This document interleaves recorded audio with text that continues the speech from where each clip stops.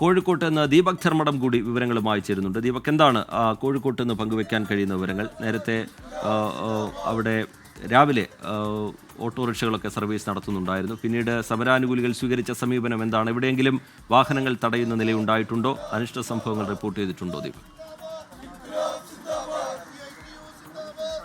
റീജിത്ത്, പൊതുവിൽ ദേശീയ പണിമുടക്ക് കോഴിക്കോട് മലബാർ മേഖലയിൽ പൂർണ്ണമാണ്. വളരെ ചുരുക്കം ചില സ്വകാര്യ വാഹനങ്ങൾ മാത്രമാണ് നിരത്തിലിറങ്ങിയത്. ഇപ്പോൾ KSRTC ഒരു 2 വണ്ടികൾ സർവീസ് നടത്താനുള്ള ശ്രമം ഇപ്പോൾ വളരെ കൃത്യമായി തന്നെ തടഞ്ഞിട്ടുണ്ട്. കാരണം വളരെ കുറച്ച് ആൾക്കാർ മാത്രമാണ് ഡ്യൂട്ടിക്ക് എത്തുന്നത്. പക്ഷേ എന്നാൽ അത്തരത്തിൽ ദേശീയ പണിമുടക്കിനോട് സഹകരിക്കാത്ത ഒരു സാഹചര്യത്തിൽ അതിനെ കൃത്യമായി തടയുന്നു. നമുക്ക് ദൃശ്യങ്ങളിൽ കാണാം, ഇതാ KSRTC ബസ്സിന് മുൻപിൽ പ്രതിഷേധവുമായി ഒരു CIT തൊഴിലാളിയാണ് കിടന്നിരിക്കുന്ന ദൃശ്യങ്ങൾ നമുക്ക് കാണാവുന്നതാണ് ദൃശ്യങ്ങളിൽ. അതുപോലെ തന്നെ അവർ ദൃശ്യങ്ങളിൽ കാണുന്നു, ഒരാൾ കിടന്നിരിക്കുകയാണ് അവിടെ. അതുപോലെ തന്നെ വശങ്ങളിൽ ഇരുന്നു കൊണ്ട് ഈ ബസ് തടഞ്ഞുകൊണ്ട് മുദ്രാവാക്യം വിളിക്കുന്ന ദൃശ്യങ്ങൾ കൂടി നമുക്ക് കാണാവുന്നതാണ്. വളരെ ശക്തമായ സമരം, അതായത് KSRTC സർവീസ് നടത്തില്ല എന്ന് വളരെ കൃത്യമായി ഇന്നലെ LDF കൺവീനർ TP രാമകൃഷ്ണൻ പറഞ്ഞിരുന്നു.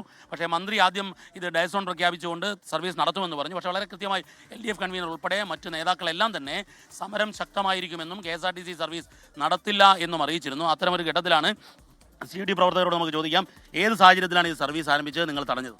സർവീസ് ഇന്നൊന്നും ആരംഭിച്ചിട്ടില്ല. കോഴിക്കോട് ഇപ്പോയിൽ നിന്ന് രാവിലെ ഇവിടെ 1-2 ജീവനക്കാർ വന്നു. അവരോട് ഞാൻ കാര്യങ്ങൾ പറഞ്ഞു, പണിമുടക്കാണ്, സഹകരിക്കണം പറഞ്ഞു.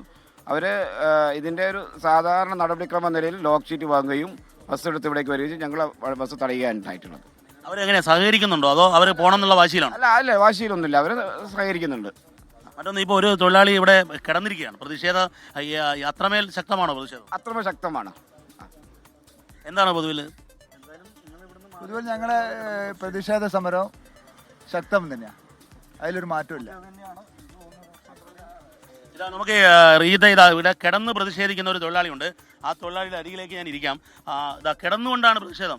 എന്താണ് ഇങ്ങനെ ഒരു പ്രതിഷേധം? ഈ സമരം വിജയിപ്പിക്കേണ്ടത് ഉത്തരവാദിത്തം ഞങ്ങൾക്ക് എല്ലാവർക്കും ഉണ്ട്.